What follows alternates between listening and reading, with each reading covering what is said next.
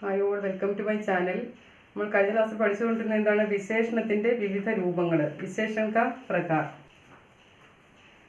ആദ്യം വിശേഷണം എന്താണ് പഠിച്ചത്? സംഖ്യ സർവനാം കെ വിശേഷത ബതാനെ വാലെ ശബ്ദോं को വിശേഷൺ कहते हैं. അത് കഴിഞ്ഞ് 4 വികാരി ശബ്ദങ്ങളായ സംഖ്യ, സർവനാം,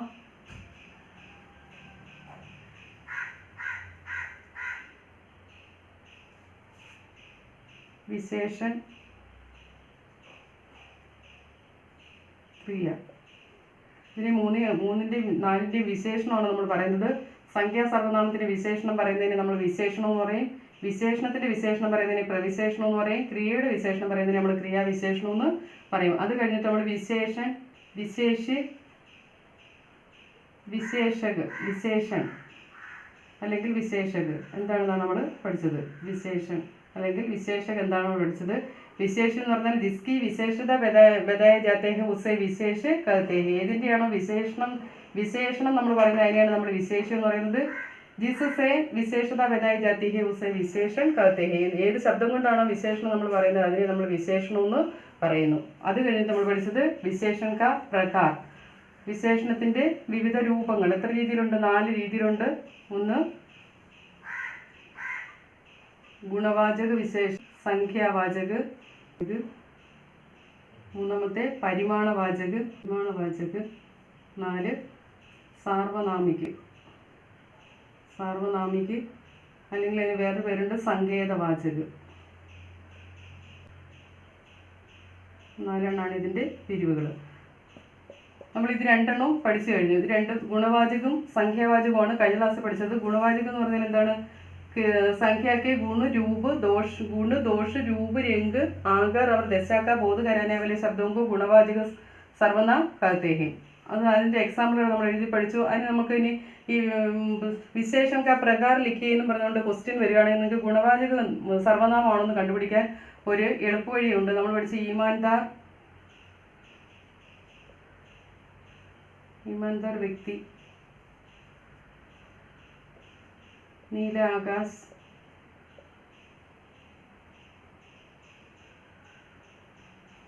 मोटी पुस्तक,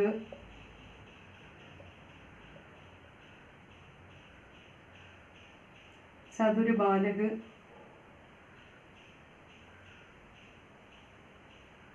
ഇതൊക്കെ നമ്മൾ വിശേഷണമാണ്. ഇതിൻ്റെ വ്യക്തിയുടെ വിശേഷണമാണ് ഈമാൻദാർ, ഉത്തരവാദിത്തമുള്ള വ്യക്തി. നീല ആകാശത്തിൻ്റെ വിശേഷണം നീല ആകാശം. പുസ്തകത്തിൻ്റെ വിശേഷണം മോട്ടി, കനമുള്ള പുസ്തകം. ബാലകിൻ്റെ വിശേഷണം ചതുര്, സാമർഥ്യമുള്ള കുട്ടികൾ. അപ്പോൾ ഇതൊക്കെ ഈ ഗുണവാചകമാണോ എന്ന് കണ്ടുപിടിക്കാൻ ഒരു ഈസി ട്രിക്ക് ഉണ്ടാകും. എന്താണെന്ന് പറയുമ്പോൾ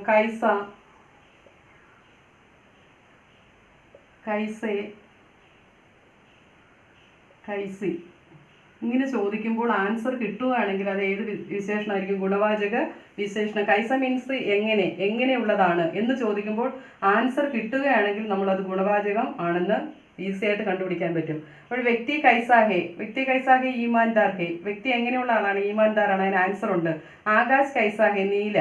പുസ്തക കൈസി ഹെ, മോട്ടി. കൈസ പുല്ലിംഗ ഏകോചനം, ബഹുവചനം. ഇത് സ്ത്രീലിംഗ ഏകോചന ബഹുവചനത്തിലൂടെ കൈസ ഇടും. പുസ്തക സ്ത്രീലിംഗമാണ്. പുസ്തക കൈസി ഹെ, മോട്ടി. ബാലക് കൈസേ ഹെ, ബാലക് ബഹുവചനം. ബാലക് എങ്ങനെയുള്ളതാണ്? അവര് ചതുരാണ്. അങ്ങനെ കൈസേ കൈസി ചേർത്ത് ക്വസ്റ്റ്യൻ ചോദിക്കുമ്പോൾ ആൻസർ കിട്ടുകയാണെങ്കിൽ അത് ഏത് പെടുന്നതാണ്? ഗുണവാചക വിശേഷണത്തിൽ പെടുന്നതാണ്. നെക്സ്റ്റ് നമ്മൾ പഠിച്ചത് സംഖ്യാവാചക വിശേഷൻ. എന്താണ് നമ്മൾ ഡെഫിനിഷൻ പഠിച്ചത്? സംഖ്യാവാചക വിശേഷൻ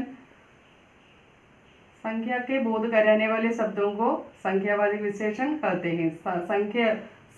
സംജ്ഞയുടെ നൗണിന്റെ സംഖ്യയെക്കുറിച്ചുള്ള ബോധം തരുന്ന വിശേഷണങ്ങൾക്കാണ് സംഖ്യാവാചക വിശേഷണം എന്ന് പഠിച്ചത്. അത് തന്നെ 2 രീതിയിലുണ്ട്. നിശ്ചയ സംഖ്യാവാചകം,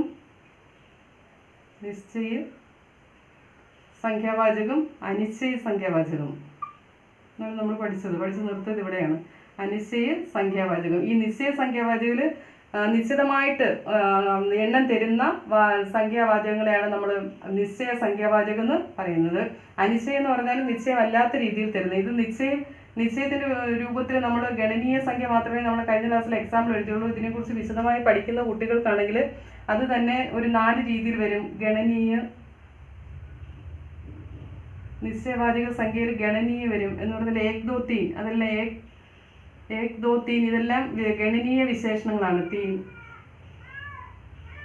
ഏക് വ്യക്തി, ദോ വ്യക്തി, തീൻ ലഡ്കെ ഇതെല്ലാം ഗണനീയമാണ്. പിന്നെ ആവൃത്തി, ആവൃത്തിക്ക് രൂപമേ വരും. എന്താണ് പഹല, എന്താണ് പഹല, ഇതൊക്കെ കറക്റ്റായിട്ട് എണ്ണം തരുന്നതാണ്. പഹല വ്യക്തി, ദൂസര വ്യക്തി, ഇതൊക്കെ കറക്റ്റ് എണ്ണമാണ്. നിശ്ചിത സംഖ്യാവാചകമാണ്. ദൂസരി, തീസരി അങ്ങനെ പോകുന്ന ആവർത്തിയുടെ രൂപത്തിൽ വരുന്ന സംഖ്യകളും നിശ്ചിതവാചക സംഖ്യാവാചകയിൽ പെടുന്നതാണ്. നിശ്ചയവാചക സംഖ്യാവാചകമാണ്.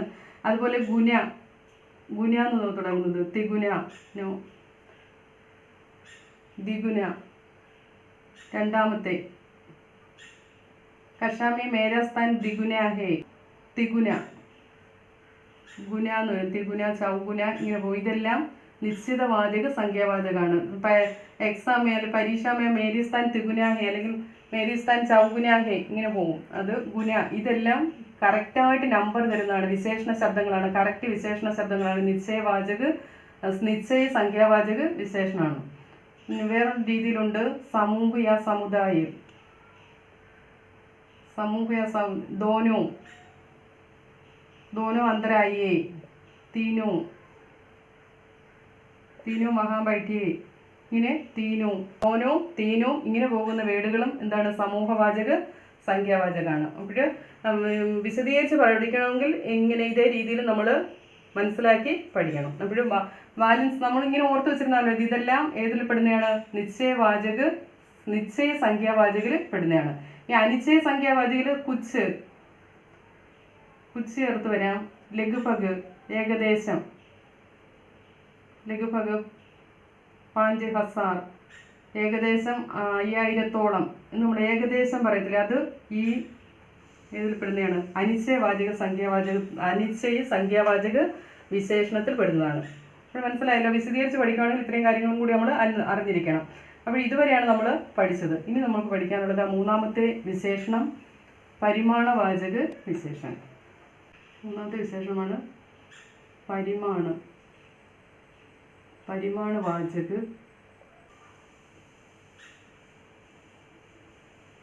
പരിമാണവാചക വിശേഷൻ. പരിമാണം മീൻസ് ക്വാണ്ടിറ്റി, അളവാണ്. നമ്മൾ വേറെ പഠിച്ചിട്ടുണ്ട് പരിണാം. പരിണാം എന്താണ്? ഹിന്ദിയിൽ പരിണാം എന്ന് പറഞ്ഞാൽ റിസൾട്ട്, നതീജ, ഫൽ. പരിണാം എന്ന് പറഞ്ഞാൽ റിസൾട്ടാണ്. ഇത് നമ്മൾ പഠിക്കുന്ന ക്വാണ്ടിറ്റി, അളവ്. പരിമാണവാചക വിശേഷൻ അളവിനെ സൂചിപ്പിക്കുന്ന, സംഖ്യയ്ക്ക് മുൻപിൽ അളവ് അല്ലെങ്കിൽ തൂക്കം ഇവയെ സൂചിപ്പിക്കുന്ന വിശേഷണങ്ങൾക്കാണ് നമ്മൾ പരിമാണവാചക വിശേഷണം എന്ന് പറയുന്നത്. ഇത് നമുക്ക് അതിൻ്റെ ഡെഫിനിഷൻ എങ്ങനെയാണ് നോക്കാം. മാപ്യ संख्या അല്ലെങ്കിൽ संख्या सर्वनाम के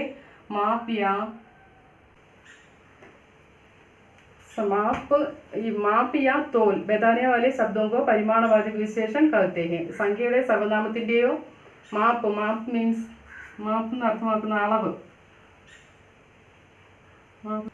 ലിറ്റർ എന്നാണ് നമ്മൾ എഴുതുന്നത്. Litre, milli litre,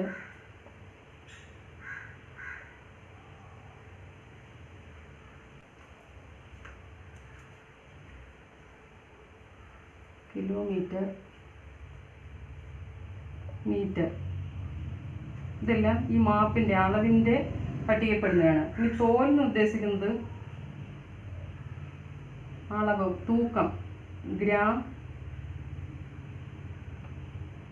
gram, kilogram, തൂക്കത്തിൻ്റെ പട്ടികപ്പെടുത്തുന്നത്. അപ്പോൾ ഇതിനെക്കുറിച്ചൊക്കെ സംഖ്യയുടെ സർവനാമത്തിന് മുൻപിൽ ഈ litre, metre, millilitre, kilometre, metre ഇങ്ങനെയുള്ള അളവുകൾ വരികയാണെങ്കിൽ അത് പരിമാണവാചക വിശേഷണമാണ്. തോല്, ഗ്രാം, കിലോഗ്രാം ഇവയൊക്കെ വരികയാണെങ്കിൽ അതും പരിമാണവാചക വിശേഷണമാണ്. അപ്പോൾ ഇത്രയും കാര്യങ്ങളാണ് ഈ വിശേഷണ രൂപത്തിൽ വരുന്നത്. ഇനിയുണ്ട്, നമുക്ക് ഒരു വിശേഷണം കൂടെ ഉണ്ട്. അപ്പോൾ നമുക്ക് ഇതിൻ്റെ എക്സാമ്പിൾ എഴുതി നോക്കാം ഇതെങ്ങനെയാണെന്ന്. പരിമാണവാചകം എന്ന് പറഞ്ഞാൽ മാപ്പ് യാ തോൽ ബതാനെ വാലെ ശബ്ദം കോ പരിമാണവാചക വിശേഷൻ कहते हैं. നോക്കാം. ഈ പരിമാണവാചക വിശേഷണവും രണ്ട് രീതിയിലുണ്ട്. നിശ്ചയ പരിമാണവാചകമുണ്ട്, അനിശ്ചയ പരിമാണവാചകമുണ്ട്. നിശ്ചയ പരിമാണവാചകം എന്ന് പറഞ്ഞാൽ മാപ്പ് യാ തോൽ का निश्चय बताने वाले शब्दों को निश्चय परिमाणवाचक कहते हैं.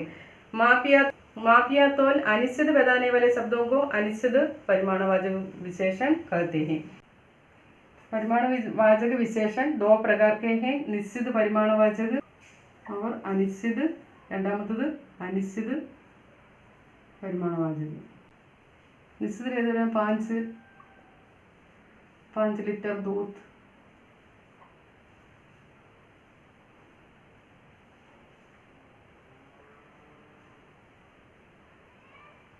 दूध 2 किलो अनाज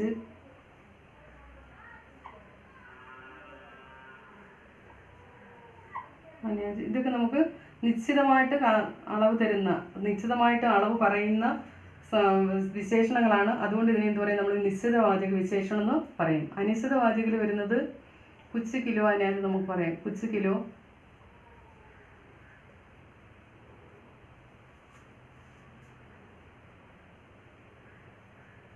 അനാജ്. അതുപോലെ കുച്ച് ചേർത്ത് പറയുന്ന എല്ലാം എന്താണ്, പരിമാണവാചക വിശേഷണമാണ്. ഇതിൻ്റെ രണ്ടിനെയും കൂടെ നമുക്കൊരു വ്യത്യാസം എന്താണെന്ന് നോക്കാം.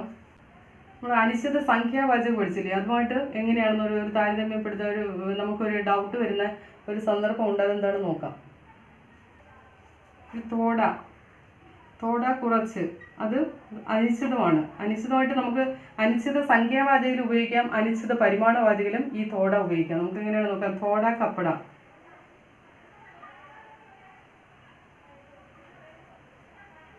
തോടെ കപ്പടേ, തോട കപ്പട, ഇത് തോടെ കപ്പടേ. ഇവിടെ എന്താണ്, ഇത് രണ്ടും കപ്പടയാണ്. തോട ഇവിടെ വന്നപ്പം തോടേ. അപ്പോൾ ഇത് ഏത് സർവനാമാണെന്നും ഇത് ഏത് സർവനാമ വിശേഷണം, ഇത് ഏത് വിശേഷണമാണെന്നും, തോട ഏത് വിശേഷണമാണ്, ഇവിടെ തോടെ വന്നപ്പോൾ ഏത് വിശേഷണമാണെന്നാണ് നമ്മൾ എഴുതുന്നത്. ഇവിടെ തോട കപ്പട, കുറച്ച് വസ്ത്രങ്ങൾ. അപ്പോൾ ഇവിടെ എന്തായിരിക്കും കുറച്ചെന്ന് ഉപയോഗിക്കുന്നത്, പരിമാണവാചകമായിരിക്കും സംഖ്യ ആയിരിക്കും ഉപയോഗിക്കുന്നത്. കുറച്ച് വസ്ത്രങ്ങൾ, ഇപ്പം കുറേ വസ്ത്രങ്ങൾ അവിടെ കൂട്ടിയിട്ടിരിക്കുക. നമ്മൾ ആ വസ്ത്രം അഥവാ അത് നമുക്കൊരു ഒരാൾക്ക് കൈമാറ്റം ചെയ്യണമെങ്കിൽ നമ്മൾ എണ്ണിയാണോ അത് കൈമാറ്റം ചെയ്യുന്നത്? അല്ല. അതെങ്ങനെയാണ് കൈമാറ്റം ചെയ്യുന്നത്? അളന്നാണ്, തൂക്കിയാണ് നമ്മൾ കൈമാറ്റം ചെയ്യുന്നത്. അപ്പോൾ ഇവിടെ ഏതാണ് ഇത് തോട എന്ന് പറയുന്നത്, അനിശ്ചിത പരിമാണവാചകമാണ്. അനിശ്ചിത പരിമാണവാചകം. അപ്പോൾ ഗണനീയമല്ല, എണ്ണാൻ പറ്റാത്ത സാധനങ്ങൾ വരികയാണെങ്കിൽ, കുറച്ചെന്നുള്ള ഉദ്ദേശത്തിൽ വരികയാണെങ്കിൽ എണ്ണാൻ ഇവിടെ എണ്ണാൻ പറ്റും. പക്ഷേ കപ്പട ഒന്നോ രണ്ടോ ആണെങ്കിൽ ഇവിടെ വന്നിരിക്കുന്നുണ്ട് തോടെ കപ്പടേ ബഹുവചനമാണ്. ഇപ്പൊ ഈ ബഹുവചനം എങ്ങനെ വരുന്നത്, എണ്ണാൻ പറ്റുന്ന സാധനങ്ങളെയാണ് നമ്മൾ ബഹുവചനത്തിൽ എടുക്കുന്നത്. എന്ന് പറഞ്ഞാൽ കപ്പട കപ്പടേ, കുട്ടികൾ അവരെ എണ്ണാൻ പറ്റും. അപ്പോൾ അതുകൊണ്ടാണ് ഇവിടെ കപ്പട എന്നുള്ളത് എണ്ണാൻ പറ്റുന്നതാണ്. അതുകൊണ്ടാണ് അതിന്റെ ബഹുവചനം വന്നത്. അതുകൊണ്ട് ഇവിടുത്തെ വിശേഷണം എന്ന് പറയുന്നത് അനിശ്ചിത സംഖ്യാവാചക വിശേഷണമാണ്. അനിശ്ചിത സംഖ്യയാണ്.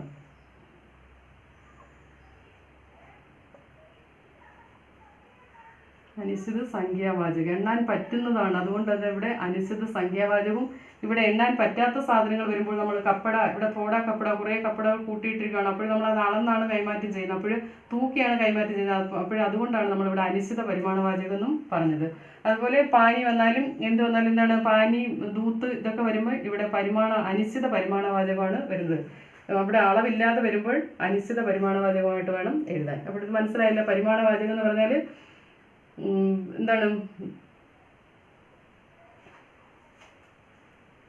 माप या तोल बताने वाले विशेषण शब्दों को परिमाणवाचक विशेषण എന്ന് പറയുന്നു. माप या तोल बताने वाले शब्दों को परिमाणवाचक विशेषण कहते हैं. परिमाणवाचक विशेषण दो प्रकार के हैं, निश्चित परिमाणवाचक विशेषक और अनिश्चित परिमाणवाचक विशेषक. माप എന്ന് പറഞ്ഞാൽ litre, millilitre, kilometre, metre ഇവയൊക്കെയാണ് മാപ്പ് എന്നുള്ള അളവിൽ വരുന്നത്. തോൽ എന്ന് പറഞ്ഞാൽ എന്താണ്, തോൽ എന്ന് പറയുന്ന സെക്ഷനിൽ വരുന്നത് അളവിൽ വരുന്നത് വെയിറ്റിൽ വരുന്നത് എന്താണ്, ഗ്രാം, കിലോഗ്രാം. അപ്പോൾ ഇത് തന്നെ പരിമാണവാചക വിശേഷണം തന്നെ രണ്ട് രീതിയിലുണ്ട്. നിശ്ചിതവാചക പരിമാണവാചകം, അനിശ്ചിതവാചക പരിമാണവാചകം. നിശ്ചിതവാചകം എന്ന് പറഞ്ഞാൽ നിശ്ചിതമായിട്ടുള്ള അളവ് തരുന്ന സർവനാമ വിശേഷണങ്ങളെയാണ് നിശ്ചിത പരിമാണവാചക വിശേഷണം എന്ന് പറയുന്നത്. അനിശ്ചിതമായിട്ടുള്ള സംഖ്യ അളവ് കറക്റ്റായിട്ട് തരാത്ത വിശേഷണ ശബ്ദങ്ങളെയാണ് നമ്മൾ അനിശ്ചിതവാചക വിശേഷണം എന്നും പറയുന്നത്. അപ്പോൾ ഇത് മനസ്സിലായല്ലോ. ഇനി നമുക്ക് നാലാമത്തെ പിരിവായ ഏതാണ്, സാർവനാമിക വിശേഷൻ അല്ലെങ്കിൽ സങ്കേതവാചക വിശേഷൻ. ഇതിന് പേരുണ്ട് സങ്കേതവാചകം. निश्चयवाचक विशेषण. അപ്പോൾ നമ്മൾ ഇതിൻ്റെ പരിഭാഷ എന്ന് പറഞ്ഞാൽ वे सर्वनाम संख्या की ओर संकेत करते हैं. वे सर्वनाम संख्या की ओर संकेत करते हैं. संख्या की ओर संकेत करने वाले शब्दों को सार्वनामिक विशेषण कहते हैं. वे सर्वनाम संख्या की ओर संकेत करते हैं എന്ന് പറഞ്ഞാൽ ഇതിൽ വരുന്ന സർവനാമങ്ങൾ സംഖ്യയാണ് സൂചിപ്പിക്കുന്നത്. സംഖ്യയുടെ എങ്ങോട്ടായിരിക്കും ഇതിൻ്റെ സംഖ്യയ്ക്ക് തൊട്ട് മുന്നേ വരുന്ന സർവനാമങ്ങളാണ് ഇത്. നമ്മൾ ഇത് വേറെ സ്ഥലത്ത് പഠിച്ചിട്ടുണ്ട്. നിശ്ചിതവാചക സർവനാമത്തിൽ നമ്മൾ പഠിച്ചിട്ടുണ്ട്. നമ്മൾ സർവനാമം പഠിച്ച സമയത്ത് പഠിച്ചിട്ടുണ്ട്. നിശ്ചിതവാചക സർവനാമത്തിൽ ഈ സർവനാമം പഠിക്കുമ്പോൾ അവിടെ ഒരു സാർവനാമിക വിശേഷണം അന്ന് ഞാൻ പറഞ്ഞു തന്നിട്ടുണ്ട്. ഇപ്പോഴും നമുക്ക് ഓർമ്മ കാണുമെന്ന് ഞാൻ വിചാരിക്കുന്നു. അപ്പോൾ അതെന്താണ് നമുക്കൊന്ന് പരിചയപ്പെടുത്താം. അതേ രീതിയാണ് ഇവിടെ വരുന്നത്. സാർവനാമിക വിശേഷൻ. യഹ് പുസ്തക് मेरी है. यह मेरी पुस्तक है.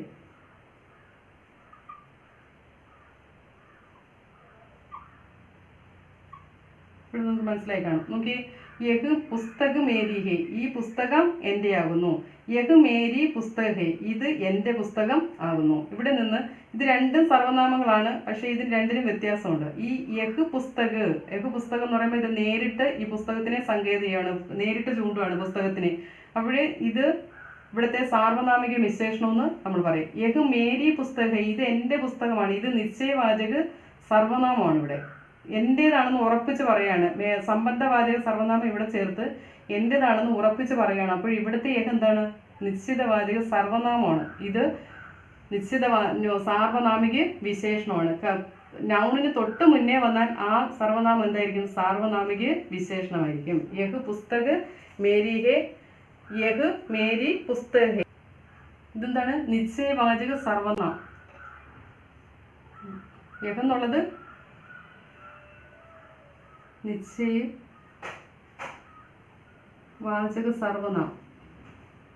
സർവനാമമാണ് അവിടുത്തെ. ഇവിടെ യഹ് എന്നുള്ളതാണ്ട് സാർവനാമിക വിശേഷണമാണ്. ഇവിടെ സാർവനാമിക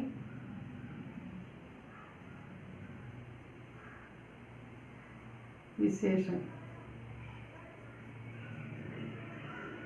സംഖ്യക്ക് തൊട്ട് മുന്നേ വരുന്ന സർവനാമം എന്തായിരിക്കും? സാർവനാമിക വിശേഷണമായിരിക്കും. സർവനാമം കഴിഞ്ഞിട്ട് എൻ്റേത് സംബന്ധബോധക സർവനാമങ്ങൾ വരികയാണെങ്കിൽ അത് എന്തായിട്ട് മാറ്റും? ഇവിടെ നിശ്ചയവാചക സർവനാമമാണ്. നേരിട്ട് സംഖ്യക്ക് മുന്നിൽ തന്നെ വരികയാണെങ്കിലാണ് ഇത് സാർവനാമിക വിശേഷണമായിട്ട് നമുക്ക് പറയാൻ കഴിയുന്നത്. വേ കിതാബ് കിസ്കി ഹെ, ആ പുസ്തകം ആരുടേതാണ്? അപ്പോഴത് സാർവനാമിക വിശേഷണമാണ്. യഹ് കിതാബ് ഹിന്ദി വ്യാകരൺ കി ഹെ, അതെന്താണ്? സാർവനാമിക വിശേഷണമാണ്. അപ്പോൾ നൗണിന് തൊട്ട് മുന്നേ വരികയാണെങ്കിൽ സർവനാമവും നൗണും കൂടെ ഒരു സ്ഥലത്ത് ചേർത്ത് ഒരുപോലെ പറയത്തില്ല, അത് അശുദ്ധിയാണ്. അപ്പോൾ അത് ചേരുന്ന സെന്റൻസ് അല്ല. അപ്പോൾ ഈ പുസ്തകത്തിന് തൊട്ട് മുന്നേ ഈ സർവനാമം വന്നാൽ, നൗണിന് തൊട്ട് മുന്നേ തന്നെ സർവനാമം വന്നാൽ അതിനാണ് നമ്മൾ സാർവനാമിക വിശേഷണം എന്ന് പറയുന്നത്. വിശേഷണം കഴിഞ്ഞിട്ടിനോ സർവനാമം കഴിഞ്ഞിട്ട് സംബന്ധബോധ സർവനാമങ്ങൾ ഏതെങ്കിലും ഉണ്ടെങ്കിൽ അത് കഴിഞ്ഞ് നൗണ വരുന്നെങ്കിൽ ഇതിനെ നമ്മൾ എന്ത് പറയും? സർവനാമമെന്നേ പറയൂ. സാർവനാമിക വിശേഷണമെന്ന് പറയത്തില്ല. നൗണിന് തൊട്ട് മുൻപ് വരുന്ന സർവനാമ ശബ്ദങ്ങളെയാണ് നമ്മൾ സാർവനാമിക വിശേഷണം എന്ന് പറയുന്നത്. മനസ്സിലായില്ലേ? വിശേഷണം, സാർവനാമിക വിശേഷണം നമ്മൾ നിശ്ചയവാചക സർവനാമം പഠിച്ചപ്പോൾ നമ്മൾ പഠിച്ചു തന്നെയാണ്. അപ്പോൾ ഇത്രയേ ഉള്ളൂ എന്താണ് വിശേഷണ ശബ്ദങ്ങൾ. അപ്പോൾ നിങ്ങൾക്കെല്ലാം മനസ്സിലായെന്ന് ഞാൻ വിശ്വസിക്കുന്നു. ഒന്നുകൂടെ നമുക്ക് എക്സാമ്പിൾ പറഞ്ഞൊന്നുകൂടെ നോക്കാം, അപ്പോൾ എല്ലാം മനസ്സിലാകും. അപ്പോൾ ആദ്യത്തെ എന്താണ്? ഗുണവാചക വിശേഷണമാണ് നമ്മൾ പഠിച്ചത്. രൂപ് രംഗ് गुण दोष रूप रंग आदि का बोध कराने वाले शब्दों को गुणवाचक विशेषण कहते हैं. संख्यावाचक എന്ന് പറഞ്ഞാൽ संख्या का बोध कराने वाले शब्दों को संख्यावाचक विशेषण कहते हैं. അതിൽ എണ്ണൽ സംഖ്യകളുണ്ട്. പിന്നെ ഗുണ ചേർത്ത് വരുന്ന ത്രിഗുണ, ചൗഗുണ, ത്രിഗുണ ഇങ്ങനെ വരുന്ന സംഖ്യകളുണ്ട്. പിന്നീട് ആവർത്തിക്ക് രൂപ പഹല വ്യക്തി ദൂസര വ്യക്തി എന്ന് വരുന്നുണ്ട്. ദോനവും തീനും ഇങ്ങനെ വരുന്ന എന്താണ് ആവർത്തിച്ച് വരുന്ന സംഖ്യകളുണ്ട്. അത് എന്താണ് ആവർത്തിക്ക് രൂപമേ വരുന്ന സമൂഹവാചകമായിട്ട് വരുന്ന സംഖ്യകളുണ്ട്. ദോനവും തീനും ഇതൊക്കെ സമൂഹവാചക വിശേഷണമാണ്. ഇതെല്ലാം സംഖ്യാവാചകൽപ്പെടും. പിന്നീട് മൂന്നാമത്തെ എന്താണ്? ഗുണ്. രണ്ടാമത്തെ സംഖ്യ. മൂന്നാമത്തെ എന്താണ്? പരിമാണം. ഇന്ന് നമ്മൾ പഠിച്ച പരിമാണവാചകം എന്ന് പറഞ്ഞാൽ മാപ്പിയാത്തോൽ. മാപ്പ് എന്ന് പറഞ്ഞാൽ അളവ്, മാപ്പ് എന്ന് പറഞ്ഞാൽ അളവ്, തോൽ എന്ന് പറഞ്ഞാൽ തൂക്കം. ഈ ഇതിൽ വരുന്നതാണ്. ഇതിന് തന്നെ 2 പിരിവുകളുണ്ട്. നിശ്ചിത പരിമാണവാചകം, നിശ്ചിത്, അനിശ്ചിതും. 2 പിരിവുകളുണ്ട്.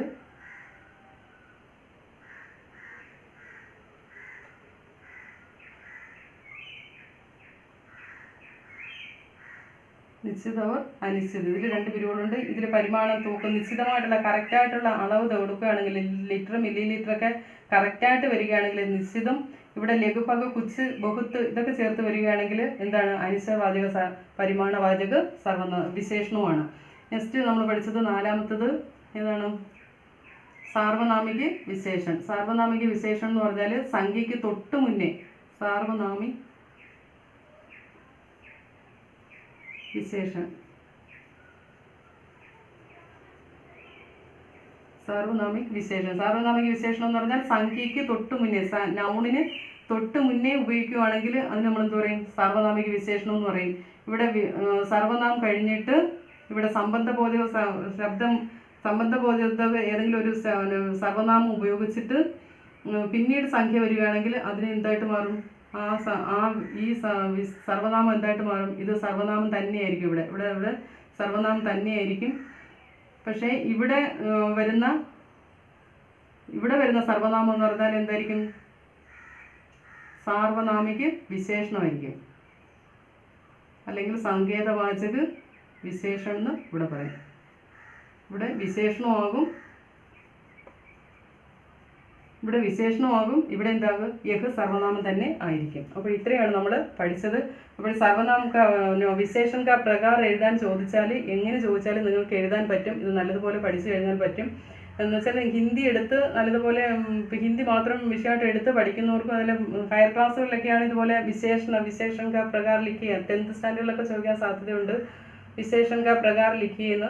അങ്ങനെ ചോദിക്കുകയാണെങ്കിൽ നിങ്ങൾക്ക് ഇത്രയും വിശേഷണങ്ങൾ മനസ്സിലുണ്ടെങ്കിൽ ഏത് വിശേഷണം വേണമെങ്കിലും, ഏത് സെൻറ്റൻസിൽ നിന്ന് വേണമെങ്കിലും നമുക്ക് വിശേഷണം ഏതാണെന്ന് കറക്റ്റായിട്ട് എഴുതാൻ കഴിയും. അപ്പോൾ ഇത്രയാണ് വിശേഷണ ശബ്ദങ്ങൾ പഠിച്ചത്. അപ്പോൾ നിങ്ങൾക്ക് ഇതൊക്കെ ഓർത്തിരിക്കാൻ എളുപ്പവഴിയെന്ന് പറഞ്ഞാൽ വീട്ടിലൊക്കെ വെറുതെ ജോലി ചെയ്തുകൊണ്ടിരിക്കുമ്പോഴും പഠിച്ചുകൊണ്ടിരിക്കുമ്പോഴൊക്കെ നമ്മൾ പറയുന്ന സെൻറ്റൻസുകൾ, നമ്മൾ മലയാളം സെൻറ്റൻസുകൾ നമ്മൾ പറയുമല്ലോ, ഓരോ സെൻറ്റൻസുകൾ. അപ്പോഴും നമ്മൾ അതിൽ എന്തൊക്കെ നമ്മൾ പറഞ്ഞു എന്ന് ഓർത്ത് നോക്കണം. എന്ന് പറഞ്ഞാൽ കർത്താവ്, സബ്ജക്റ്റ്, സംഖ്യ പറഞ്ഞിട്ടുണ്ടോ, നൗൺ പറഞ്ഞിട്ടുണ്ടോ, അതിൽ ഏതെങ്കിലും സർവനാമങ്ങൾ വന്നിട്ടുണ്ടോ, എന്താണ് നാമത്തിന് പകരം ഉപയോഗിക്കുന്ന പദങ്ങൾ ഏതെങ്കിലും വന്നിട്ടുണ്ടോ, അതേതാണെന്ന് കണ്ടുപിടിക്കുക. നമ്മളിപ്പോൾ മലയാള സെൻറ്റൻസ് അങ്ങോട്ടും ഇങ്ങോട്ട് സംസാരിക്കുക, അത് നിങ്ങൾ മനസ്സിലൊന്ന് ഓർത്ത് നോക്കുക. ഞാനിപ്പോൾ അതിൽ ഏതെങ്കിലും സർവനാമം പറഞ്ഞോ, അതിലൊരു നൗണ് പറഞ്ഞോ, അല്ലെങ്കിൽ ഒരു വിശേഷണം പറഞ്ഞോ, ഇങ്ങനെയൊന്ന് ആ സെൻറ്റൻസ് പറയുമ്പോൾ തന്നെ മനസ്സിലൊന്ന് ഓർത്ത് നോക്കുക. അപ്പോഴും നമുക്ക് ഏതെങ്കിലും അതിൽ നിന്ന് കിട്ടിയിട്ടുണ്ടെങ്കിൽ അതിൻ്റെ ഹിന്ദി നമ്മൾ കണ്ടുപിടിക്കുക, ഹിന്ദി വേർഡുകൾ കണ്ടുപിടിക്കുക. അങ്ങനെയാണ് നമ്മളിത് പഠിച്ച കാര്യങ്ങൾ മറന്നു പോകാതിരിക്കാൻ നമ്മൾ എന്ന് മനസ്സിൽ കാണും. അങ്ങനെ ഓരോന്നും ഇങ്ങനെ അടുക്കിനടുക്കിന് പഠിച്ചു പോവുകയാണെങ്കിൽ നമ്മുടെ മനസ്സിൽ എന്നും ഇത് കാണും. അപ്പോൾ ഇനി പഠിപ്പിക്കുന്ന കാര്യങ്ങളും അതിൻ്റെ ഓർഡറിൽ നമ്മുടെ മനസ്സിൽ തങ്ങി നിൽക്കും. അപ്പോൾ നമ്മൾ ഇതുവരെ പഠിച്ചത് സംഖ്യ, സർവനാമ, വിശേഷണം. ഇനി നമ്മൾ അടുത്ത ക്ലാസ്സിൽ പഠിക്കുന്ന ക്രിയയാണ്. അപ്പോഴത്തേക്ക് ഇത് നല്ല മനസ്സിൽ തറവാക്കാൻ ഞാൻ പറഞ്ഞ രീതിയിൽ ചെയ്താൽ മതി. മലയാളം സെൻറ്റൻസും തന്നെ നമ്മൾ പറയുന്ന അപ്പോഴെപ്പോഴും വീട്ടിൽ പറയുന്ന സംസാരിക്കുന്ന സെൻറ്റൻസുകളിൽ നിന്ന് നൗൺ ഉണ്ടോ, സർവനാമം ഉണ്ടോ, അതിലേതെങ്കിലും വിശേഷണം വന്നിട്ടുണ്ടോ എന്ന് കണ്ടുപിടിച്ച് അതിൻ്റെ വേർഡുകൾ കണ്ടുപിടിക്കുക. അപ്പോൾ നമുക്കൊരു സെൻറ്റൻസ് ലാസ്റ്റ് എല്ലാം പഠിച്ചു കഴിയുമ്പോഴത്തേക്ക് സ്വന്തമായിട്ട് സെൻറ്റൻസ് എഴുതാൻ നല്ലതുപോലെ പറ്റും. അപ്പോൾ ഇന്നത്തെ ക്ലാസ് എല്ലാവർക്കും ഇഷ്ടപ്പെട്ടു എന്ന് വിചാരിക്കുന്നു. എല്ലാവരും ലൈക്ക് ചെയ്യുക, ഷെയർ ചെയ്യുക, കമൻറ്റുകൾ അയയ്ക്കുക, അതുപോലെ സബ്സ്ക്രൈബ് ചെയ്യണം. എല്ലാവരും കാണുന്നവരെല്ലാവരും സബ്സ്ക്രൈബ് ചെയ്യണം. Okay, thank you.